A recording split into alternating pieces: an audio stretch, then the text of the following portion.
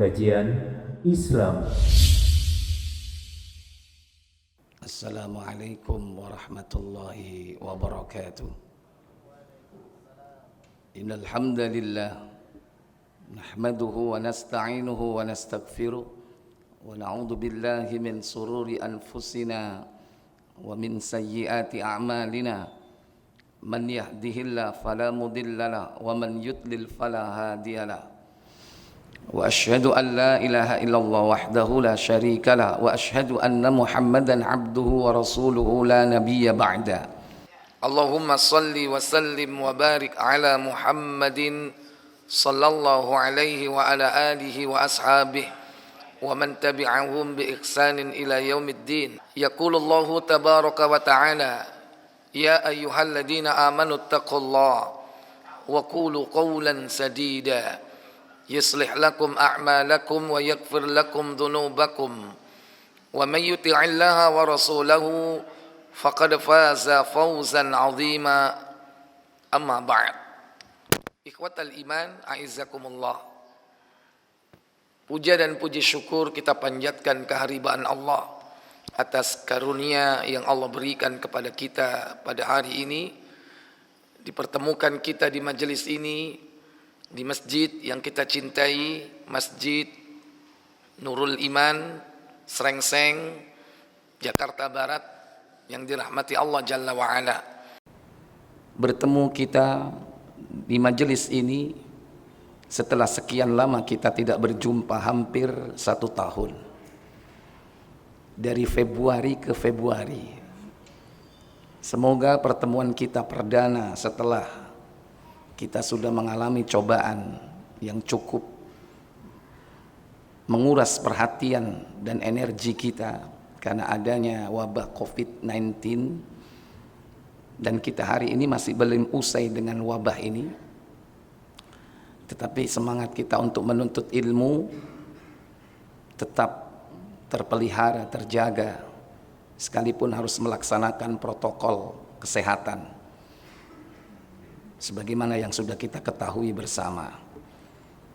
Kita berharap semoga Allah Jalla wa'ala mengeluarkan kita dari ujian ini, karena banyak dampak yang kita hadapi dari wabah COVID-19 ini dalam segala aspek dan lini kehidupan, baik di bidang ekonomi, sosial, termasuk dalam urusan din agama kita ini. Banyak hal-hal yang tidak bisa kita hidupkan lagi, sunnah-sunnah yang hilang.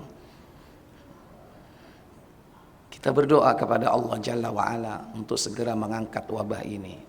Allahumma dafa'anna al-ghala wal-bala wal-waba wal-fahsya wal-munkar was-suyuf al-mukhtalifa was-sada'ida wal-mihan ma dhahara minha wa ma batan an baladina hada Indonesia khassah wa minal buldani muslimina amma innaka ala kulli syai'in qadir. Allahumma inna na'udzubika minal baras wal junun wal judam wa min sayyi'il asqam. Amin. Tak lupa salawat dan salam semoga tercurah kepada junjungan kita Nabi besar Muhammad sallallahu alaihi wa ala alihi wasallam beserta seluruh keluarga dan keturunan beliau, para sahabatnya dan seluruh pengikutnya hingga tegaknya hari kiamat. Bapak Ibu, saudara-saudari sekalian, semestinya kajian malam ini melanjutkan kajian setahun yang lalu, yaitu Sirah Nabawiyah. Kita masih baru membahas Nabiullah Yusuf alaihissalatu wassalam. Tapi menurut hemat saya untuk malam ini sekedar pemanasan, karena kita tidak berlama-lama, karena ini baru pertama setelah masa apa istilahnya, ada lockdown, ada PSBB, yang terakhir apa, PPKM. Semoga pertemuan singkat kita sampai waktu Isya bermanfaat untuk menambah semangat kita mengkaji ilmu agama. Inti yang bisa kita ambil pada pelajaran sebelumnya, yakni sifat para nabi, baik Nabiullah Ya'qub alaihissalam ataupun Nabiullah Yusuf alaihissalam, keduanya adalah hamba Allah yang diberikan oleh Allah kesabaran dalam segala macam ujian. Karena memang orang mukmin itu wajib memiliki jiwa sabar, siapapun dia. Nah, sabar ini membuat Rasul takjub, bahkan disandingkan dengan syukur.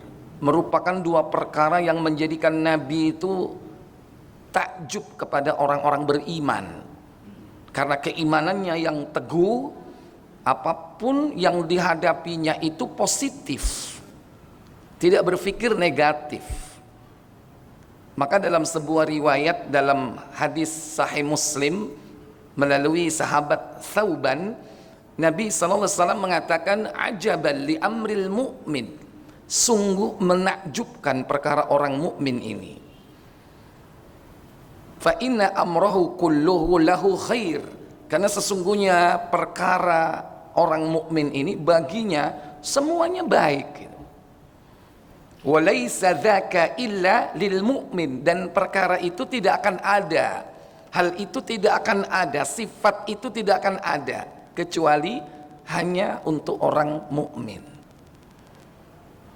Nah, apa dua perkara tadi yang membuat Rasul sallallahu alaihi wasallam takjub? Nabi kemudian mengatakan, in asabathu sarra syakara. Apabila dia diuji oleh Allah dengan kelapangan, dengan kebahagiaan, kesenangan hidup, dia bersyukur.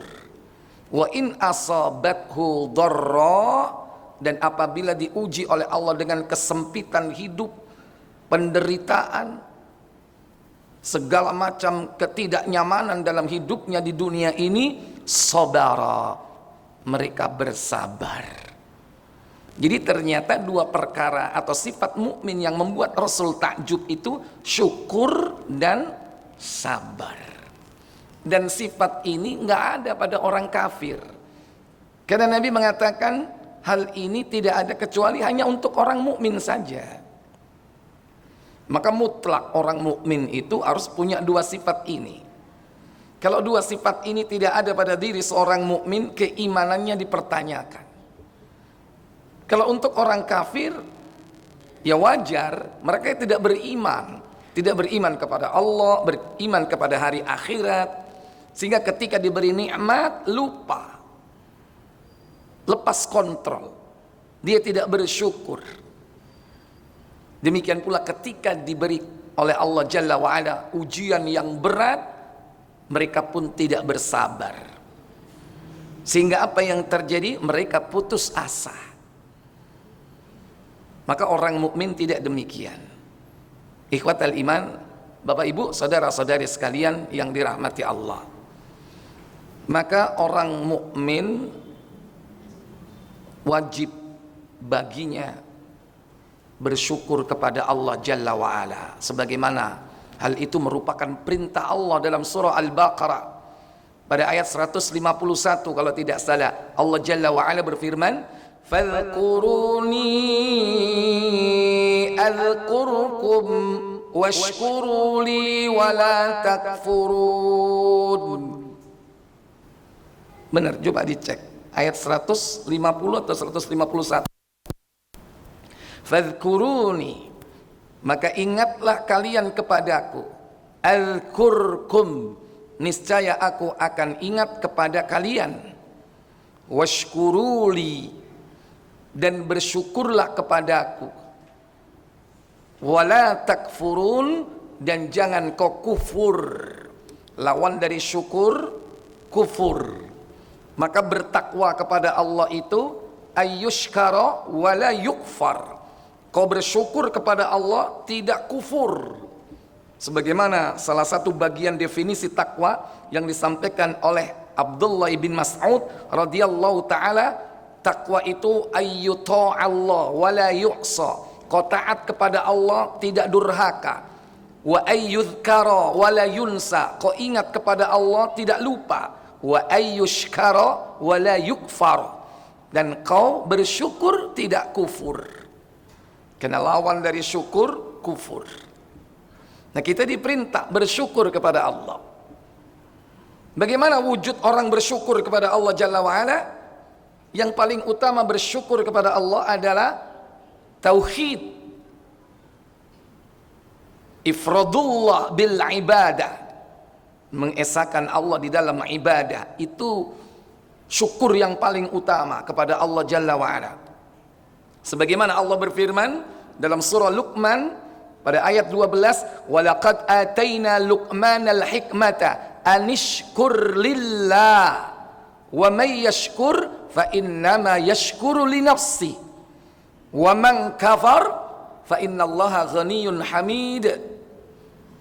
Dan sungguh telah kami berikan hikmah itu kepada Luqman. Apa hikmah yang dimaksud di sini? Anishkur lillah, hendaklah kau bersyukur kepada Allah.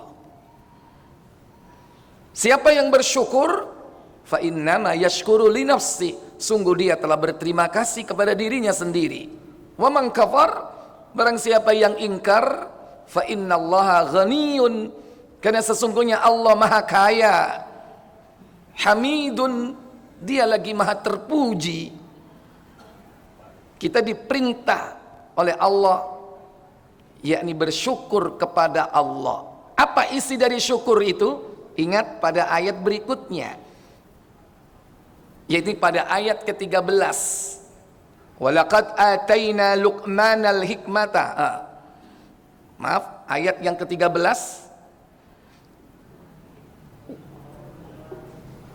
walaqad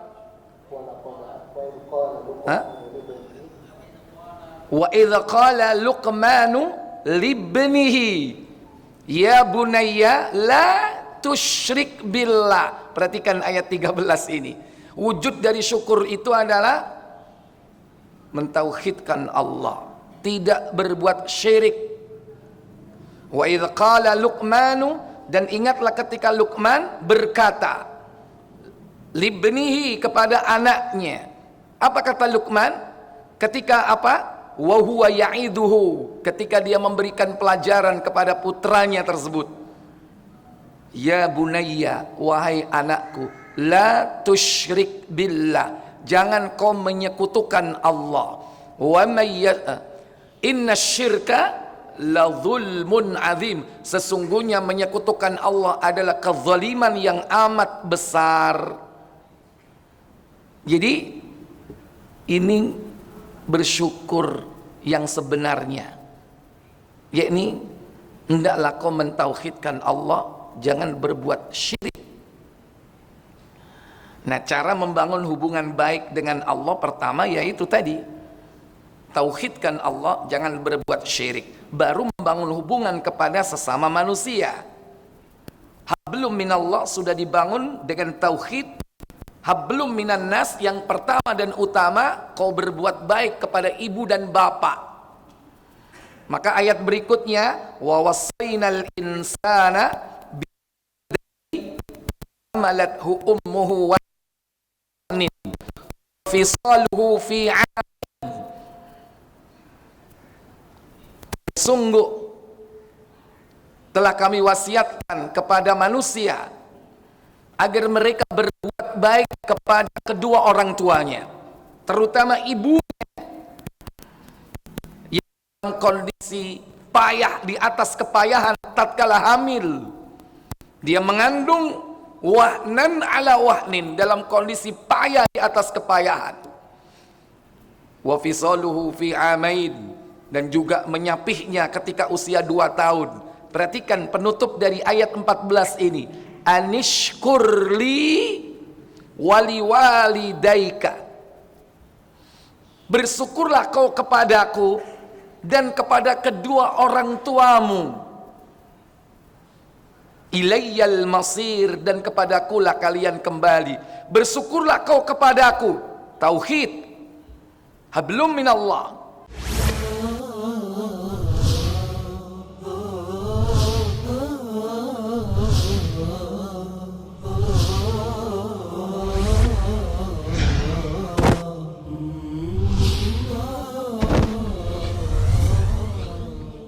Kajian Islam.